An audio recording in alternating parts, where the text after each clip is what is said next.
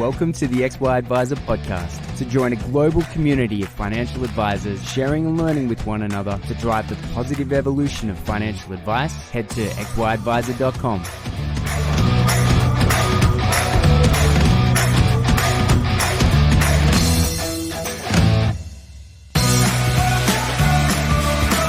This episode is proudly sponsored by Integrity Life. Just like XY Advisor, Integrity isn't afraid to push for positive change in our industry, especially when it comes to the cost of life insurance. Right now, many Australians are underinsured, but Integrity is working to change all that with sustainable pricing and discounts that last as long as the policy. Next time you need a quote, why not give Integrity a try? Head to integritylife.com.au/XY.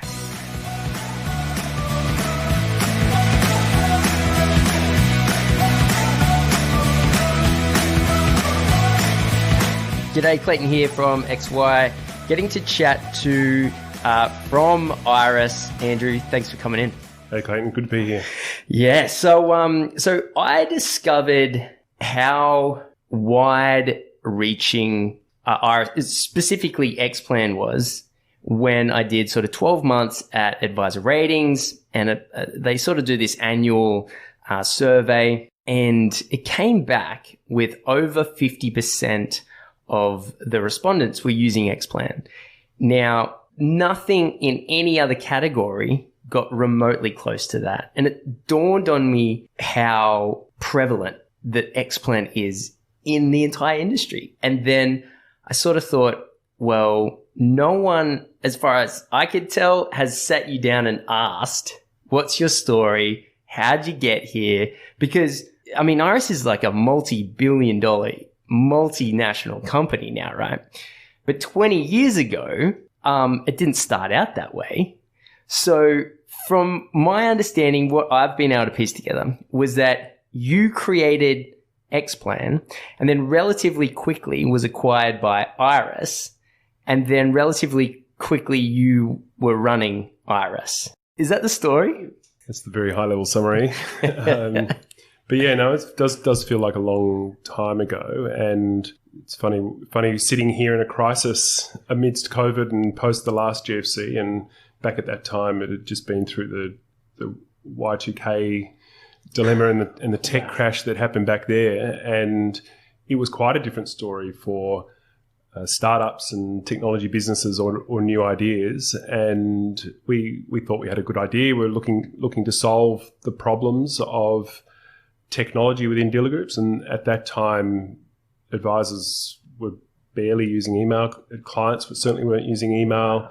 Software was distributed on disk or CD at the time, and there was just a better way. And we had a vision for web delivered software, and that's what we set about to do. That's amazing. And before Xplan, were you an advisor, or how did you land in financial services? So before Xplan, I was working at a company called Vision FPS, which was later acquired by IWL, and they were the makers of Xplan. Right. And so I worked there for a little while after a good start to an actuarial career, and came across this small company and ended up running the development team. And then we had different views of how technology should be built and the problems to solve. And so we naively jumped out and created a startup. So 2002, something like that? Yeah, 2001. 2001. That's a long time ago. That's a real long time ago. In fact, I graduated in 2001, and that seems like prehistoric age to me at this stage. Well, you're making me feel old. But it was a long time ago, and a lot's happened in technology and in the world in that time, and some things come around again. And there was a lot of tech startup at that time, probably the first birth of lots of tech, and we're now living in this age of lots of startup and fintech, and the main difference is that capital is a whole lot easier to come by now than it was back then. I could imagine. And so Xplan, was it a bunch of ex-Xplan team that sort of started Xplan?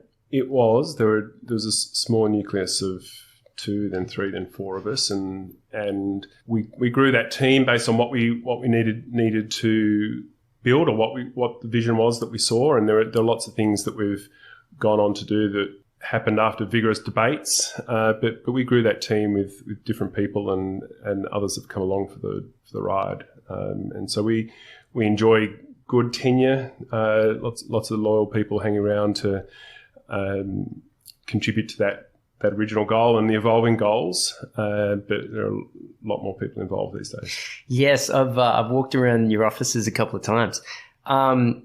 So what was IRESS pre-Xplan?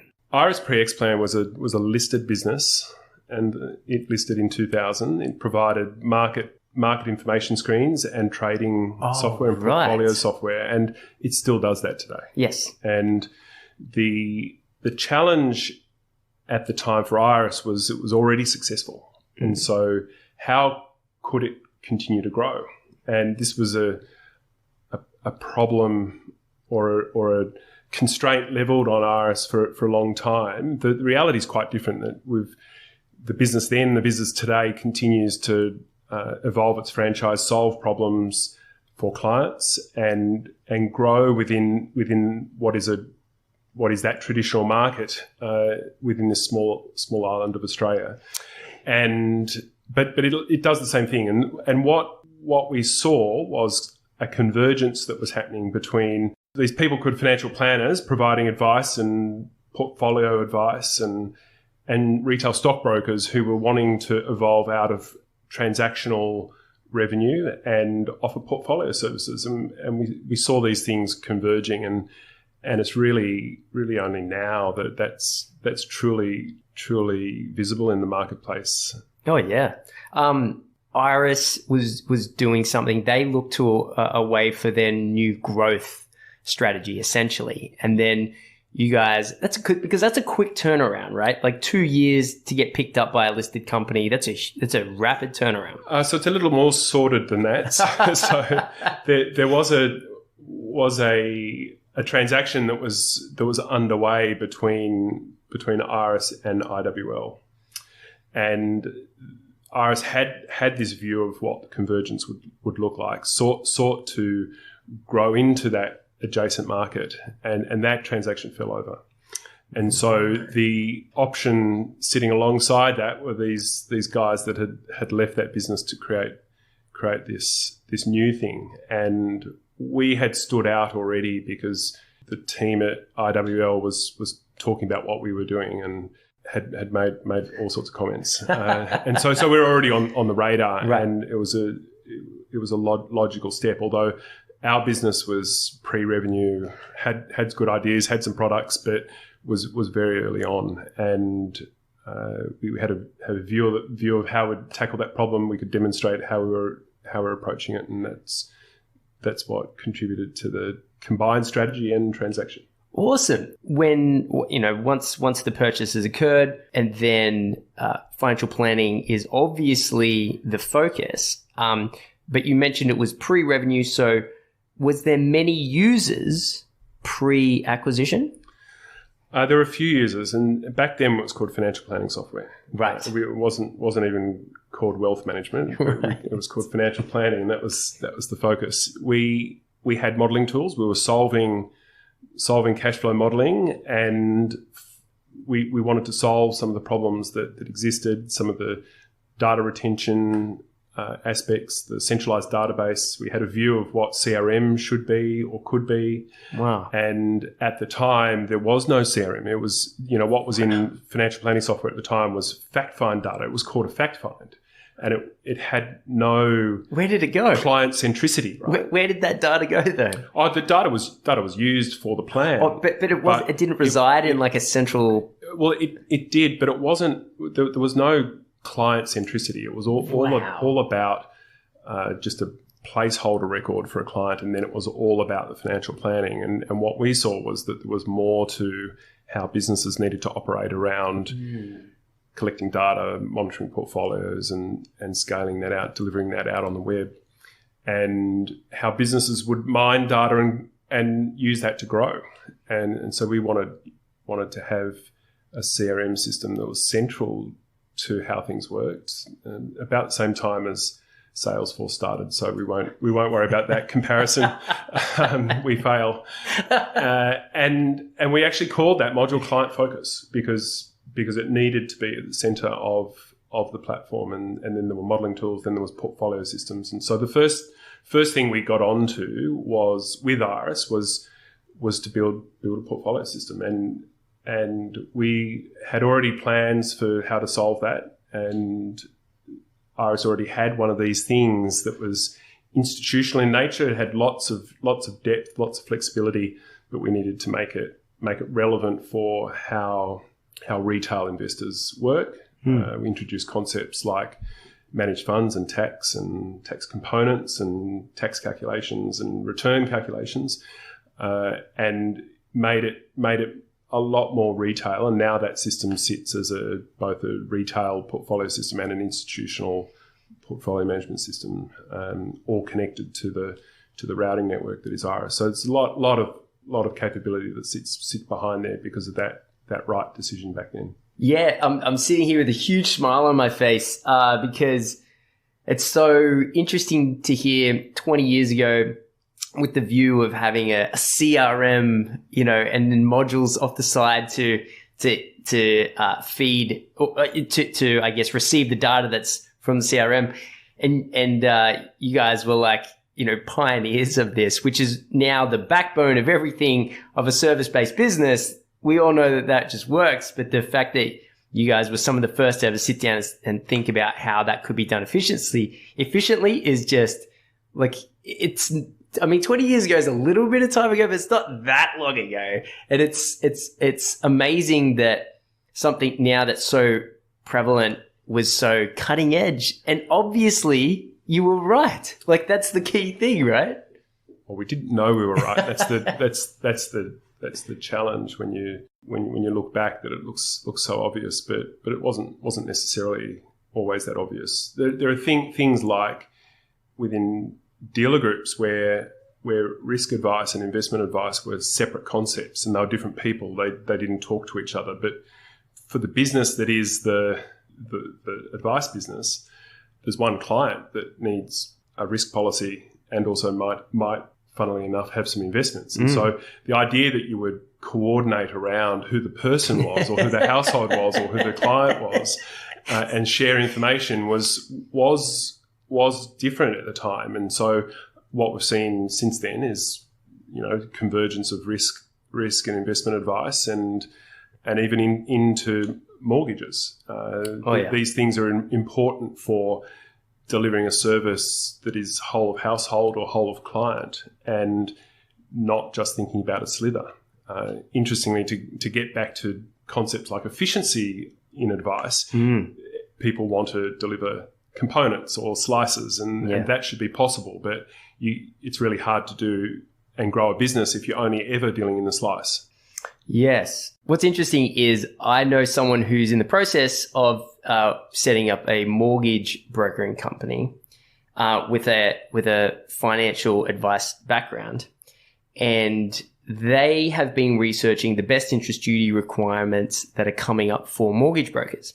And so this little team is using Xplan to do their mortgages because of the anticipation of how closely I completely agree. Those mortgage brokers will be to the financial planning process. Whether it's a slightly different language or whether it's the exact same structure, but it's a very interesting concept is that they say actually the requirements on the mortgage brokers are going up to the point where I'm just going to get them on to Xplan before that's required. And so the transition across, whether they become full financial planners or whether there's just an easy working relationship with a financial planner, is done.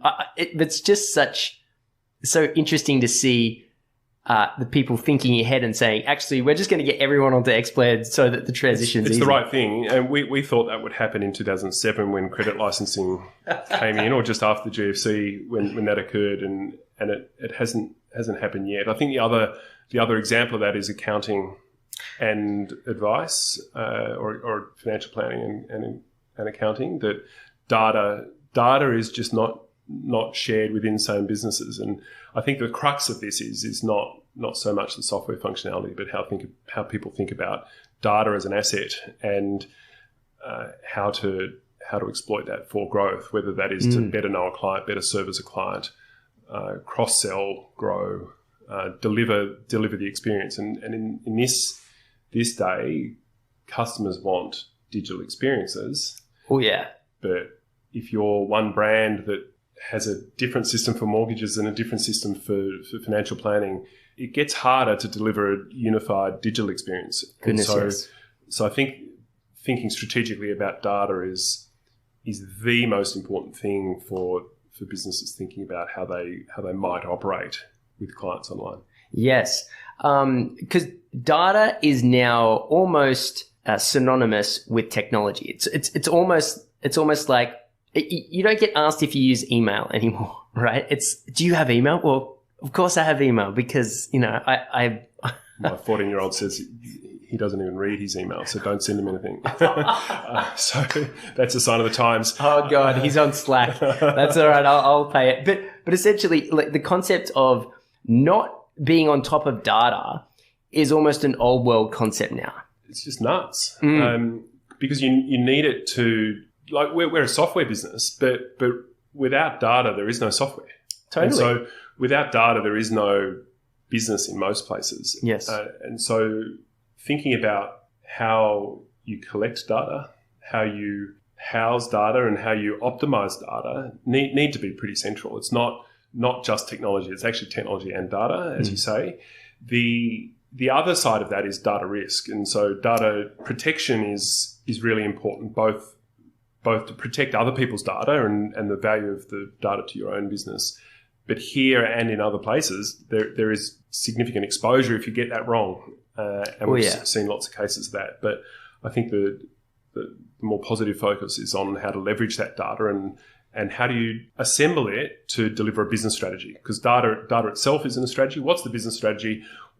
What data am I going to use to deliver that? What's the technology I will employ to get there? And it's also not a one-time wonder. This is something that needs to be pretty constant. Yes. In XY, we've taken years to we've actually got a project on at the moment. It's been running for about 3 months.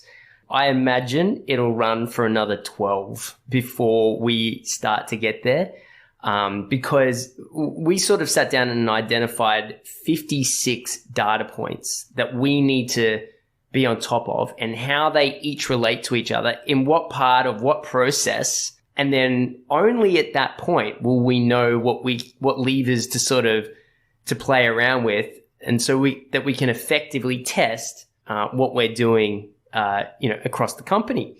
That is such a huge undertaking. And we're in the early days of being a tech company. And that's daunting even for myself to hear. If I put my advisor hat on, I go, that seems insurmountable. Like it, and in some ways it is, and in other ways it's not.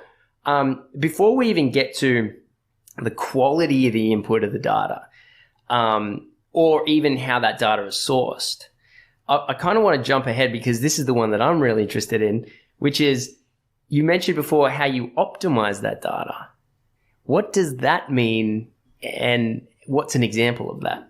So having enough data just to produce an advice, deliver advice to a client, is actually not the advice. It's not the business of data. That is the end product. But the data that goes into that and should sit behind that is actually much more extensive. The ability to know what's in that data set, to ask the questions that are beyond what the client is asking, is really the optimization. And if you don't have it, don't know what you want to do with it, then you won't be able to allow a machine to tell you about it without asking the questions. Yes. And so optimizing it, I mean deriving value from it to grow the business.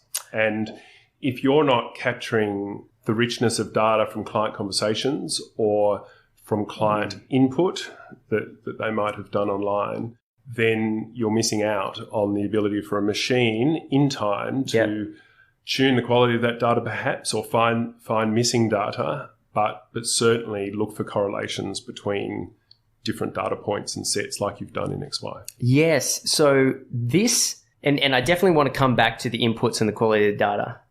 But just while we're talking about this, what we're talking about here is, how do you use technology to get responses from clients that deliver aha moments?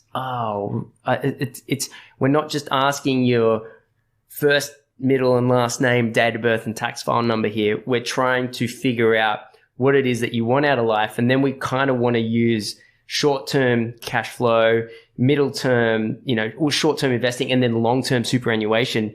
So there's these 3 stages of life that we need to use your money to help live your ideal lifestyle now and in the future.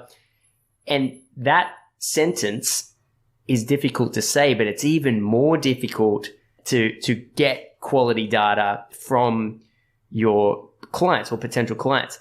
And then how does technology help assist that, which is a problem that so many people are trying to solve right now. Is this something that Xplan's working on? Because you guys have traditionally done what's the best way to put it is, no one gets fired for using Xplan, right? That is, you're guaranteed for it to work. And it has all the data points in there, and it does all the I wouldn't even say the basics. I'd say it does the advice well. Now there's this whole other aspect of data capture, and the amount of pitches that even myself, right, have seen of companies who want to solve that problem is off the charts. Everyone's after this right now. The thing that we find, and we're doing this because we're helping licensees of all shapes and sizes approach oversight in a different way, or compliance, said differently, is that the only way that is going to be sufficiently robust so people can sleep better is that it's data driven. The thing that we stumble into is that data quality is really, really poor and inconsistent. And so the number of times during the Royal Commission that people spoke about digitising documents or scanning and storing, there's just insufficient data to do that job well enough. And so lots of clients that we're working with are heavily focused on making sure that they've got the right data, because you can see things differently. Computers can see things actually a lot better than we can, because they can join dots that we wouldn't necessarily join.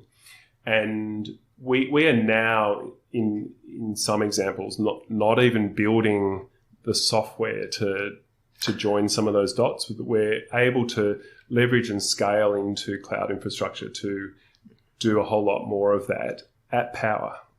So if you keep fast forwarding from compliance, you think about the data you need to do a good job on oversight. Yes. You then start to think about how might you offer a service to a client that you know about at 8:30 at night while they're in front of the TV, because that's what we're all doing when we're watching. That's right. Whatever it is on TV, you can only do that if you've got data. So if you're an advice business that isn't sitting with the infrastructure and scale of these massive institutions that will stand up call centres that will sit there and answer someone's phone if they want, you need data to drive that. And you need an online presence, and you need to be found online, and you need to be able to have an engaging experience with that customer to solve their problem. And that will firstly start with, what do you want to do in life? Yeah. Right? Not what's your salary, where do you work? Yeah. But what do you actually want to achieve? Yes. And that is where a lot of systematization and focus is going to help automate that process, so that you can solve for how someone saves for retirement, or realizes that they don't need to live on dog food, and that they could spend more money, or they could retire earlier. And you look at the research that's done, most people spend much less than they thought they would when they're in retirement. Yes. So enabling someone to see that earlier is surely the joy in providing someone financial planning advice. Absolutely. So, but that won't happen unless data exists to service that kind of client. And we're strong believers in hybrid advice because increasingly people will serve themselves online. Yes. But my bet is that people won't fully transact online because they'll still want to see eyeballs. They'll still want to know where their money's going. And they need the surety of knowing what they've done online is right. And so that needs some interaction. We've seen in the UK that while there's been huge efficiency over COVID with people borrowing money from lenders, that process has become really efficient. But the human interactions have increased because everyone's flocked online. They've asked what they can borrow, where they can live, what they can do, but they're not fully confident they want to talk to someone. And so the human interactions have gone up. Yeah, that makes a lot of sense. Going to the data inputs because and reflecting on the Royal Commission and the result of poor quality data, you ultimately have what are the data inputs. And so there's a couple of ways that advisors come across client data. Sometimes they'll buy a business, in which case they've got to digest a bunch of data that they've purchased. Sometimes, it'll be a list of old clients that the data was never properly captured in the first place. Sometimes, as you mentioned, converting those paper-esque issues into digital. And then the other way is for each and every person who comes in, you've got a really good process of automatically capturing everything, which is a tough standard to get to. And I know, as well as anyone, that quality data, depending on its source, will either be poor or difficult to do well. In your experience, what are some of the best ways or the most common ways that an advisor can ensure that the data inputs or the results of the data are as good as possible? Like, is there an 80-20 rule? Like, is there something if you improve by 20% that the quality of the data goes up 80%? Is there any sort of, tomorrow they can turn around and start doing this one or two simple things that'll help a lot? Oh, I think the first thing is to make sure that you've got a smaller set of data that's accurate. It's better than having a large surface area of data that's sparse and inaccurate or incomplete is probably the better picture to have. And I don't think that having large data requests to clients is the way to go, because if you put yourself in their shoes, that's the last thing that they really want. Totally. So I think the ability to take from conversation and get that into data form is the best way to go, like conversation we're having now. I think in time that a lot of that data will be verbalized and put into systems for humans. Wow. That's certainly the kind of Is that something that you guys are working on at the moment? We're definitely working on things like that to turn content into searchable and verbal search. So whoa. I think that the ability or the opportunity that comes from large compute and machine learning tools is a dream, but that dream is only going to come true if we've got data, and so that really needs to be central. Yeah, right. Now, because I spend a lot of time online, and I like to do a little bit of research before we kick off any interviews. I was noticing that in South Africa there seems to be a pretty big IRESS exposure. So did you lead that strategy? When did that happen? Or was that pre-Xplan, or what's going on? So we had, I spoke about insurance advisors and investment advisors being separate, and we had lots of clients pushing us, encouraging us to solve this gap. Yep. They wanted to centralise the way they process remuneration across advisors, regardless of the type of advice they give. They wanted to centralise client records, etc. Compliance is another matter. And so we thought about what we would do and how we would solve that. We built some tools to do risk research, as it's known. Yes. And that led us to join with a business called Plantech that was Melbourne based and had had a risk research business, and we saw great opportunity with the shareholders of that business to combine what we do to try and forge this view of how advice and how wealth management will evolve, and that's not in these silos, with risk being quite separate to investment advice.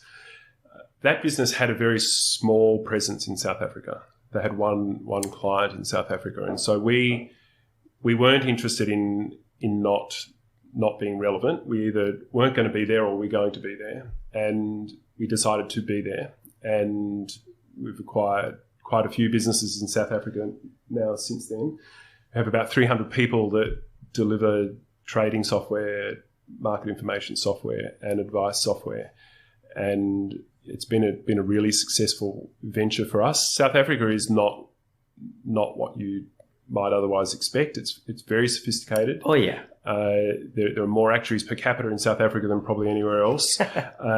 Insurance is quite dynamic and innovative, and wealth is also. And the kinds of problems that are dealt with by product providers in that market span, third world all the way to first world. And so it's been a great source of delivering products to South Africa to see how they're taken up, and the team there is quite keen for that.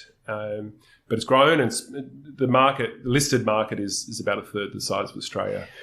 But that makes sense. It is no less sophisticated or challenging than we see anywhere else. Yeah, I've met with, digitally, I'd say, over the last few months, a handful of South Africans, and they seem as good, if not better, than anything else that I've seen around. Like these advisors seem really switched on, and it seems like that there's a real collegiate desire to succeed as well, which I find impressive. Big fan of what's going on over there. Is UK, is US, like how far does the global expansion go? Yeah, so we have a big business in the UK as well.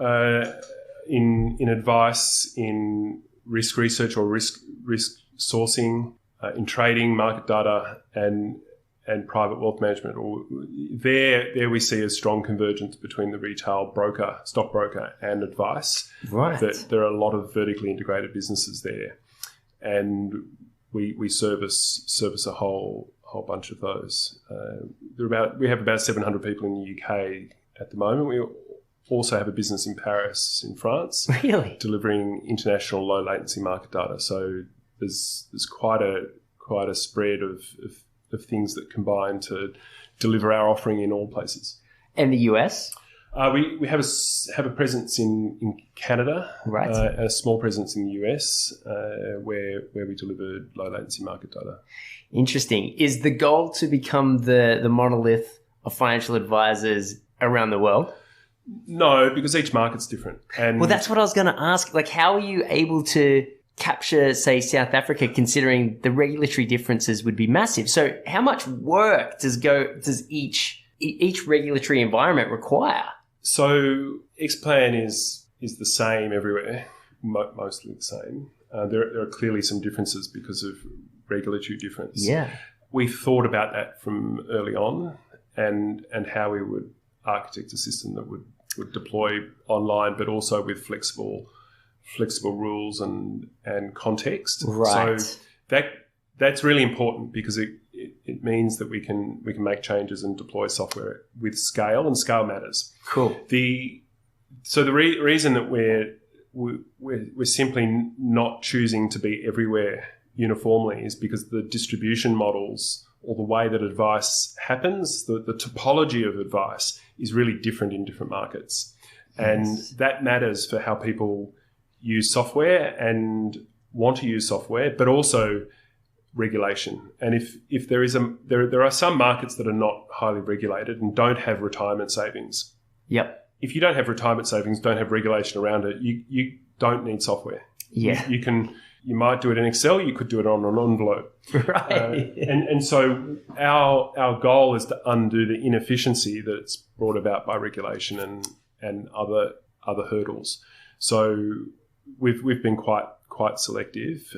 We're also not interested in being somewhere that is underscaled, because if you don't have scale, you can't afford to keep reinvesting in technology.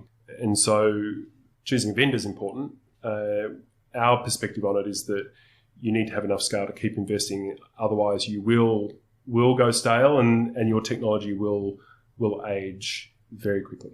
You would be in a very unique position to be able to ask this question. What are the similarities and differences between the different regulatory environments in these countries? And if you could, I'm not sure if you're able to, but if you could give a bit of a judgment call on where each country is, do you think it's overly burdened, or do you think it's maybe a little bit too free market? I'd actually like your opinion on where you see these like markets across the world.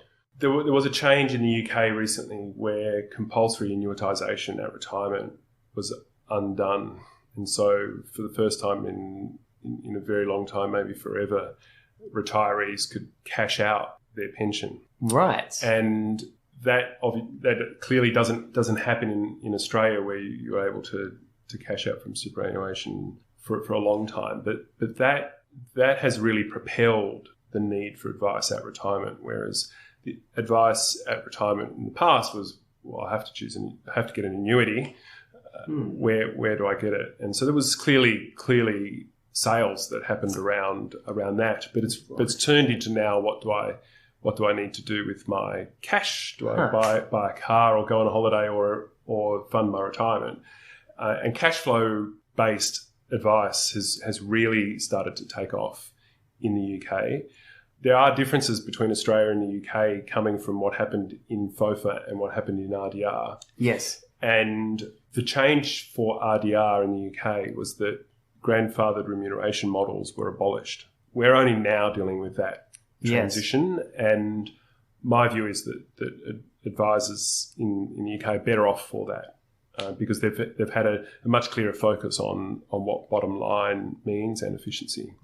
So they pulled the Band-Aid off, whereas we've kind of patched it back up half and then ripped half of it off, and it's been awkward. So that's one difference that I described, but there are many others. I could imagine that it's an infinite. Yeah, and business models are quite different. We're going through a phase here where the advice industry is being dislocated, and two independent licensees and two individual, smaller practices, and then at the same time, some are getting verticalized. Wow! In the UK, there has been a real corporatization and verticalization in the mid market and at the top end. So the shape, as you can see, the shape of these markets is actually quite important for the way that advice is accessed and delivered, and costed. Probably the biggest difference that exists between them is the way that wholesale investment platforms or wholesale executing custodians operate. Really? Compared to how advisors access retail investment platforms or transact on advice, implement advice, and also report on that. The scale in the UK is obviously significantly larger than Australia, and so there are businesses there that operate very wholesale arrangements and provide access points for integration that mean for a wealth manager you can have an end-to-end proposition that's very efficient, and both for face-to-face and online. And so a client can open an account online in our software and that transfer cash in near real time and place investments at any time of the day. So the ability to see what is possible, it's not rocket science, but that is definitely one of the biggest differences that I would draw on between the UK and Australia, because the opportunity for an advice business to take the data that they've beautifully manicured and deliver an online presence to a client, and then for that to be end-to-end functional doesn't exist here largely. It exists within very specific vertical silos, but it is not across the market. This is a question specifically about IRESS, because I was sitting in your waiting area one time, and the video came up and it showed all the different industries that IRESS is involved in. At what stage, or I should say, what portion of financial services makes up IRESS's entire focus, or are you guys really spreading out beyond just financial services? No, we're 100% financial services. Right. We think deep domain knowledge and deep roots matters. Right. And that's where expertise comes. And we definitely have a very broad technology capability. Yeah, I'm pretty sure there was like rockets or something on one of the screens. Maybe they're just pictures. But definitely wide experience in technology, but we apply that deeply within financial services. And so that goes to how we connect a fund manager to a stockbroker to the ASX, Yep. how we help borrowers originate loans. And so some of the startups and high street banks in the UK use our software to do exactly that. And also how we enable super funds in Australia to efficiently operate their funds, service members, and deliver advice. Awesome. Andrew, thanks so much for coming on. I realize, you're a busy man. So I really appreciate you coming here to chat. Is there something that you would like to maybe share with advisors just in terms of where we are, where we're headed, what's next for Xplan and IRESS, and what can I like to sort of leave on a positive note because there's been so much change in the industry.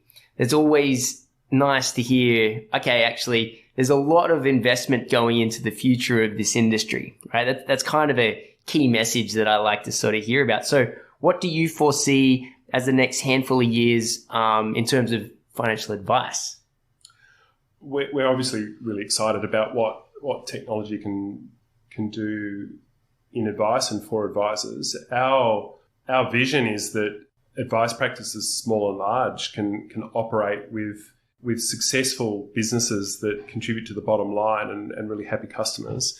And those customers need to be able to see not what their portfolio is worth, but how they're tracking on their plan. And unfortunately for all of us that are immersed in the advice industry, not everyone's sitting around looking at their phone to work out whether they're on track to retirement that might be happening in 20 years' time. But the surety of knowing that that's there and someone is monitoring it, using technology to do that efficiently is a good thing to have. And we're just really delighted to be actually part of helping businesses do that. Awesome. Well, again, thank you so much for coming on. Pleasure. Thanks, David.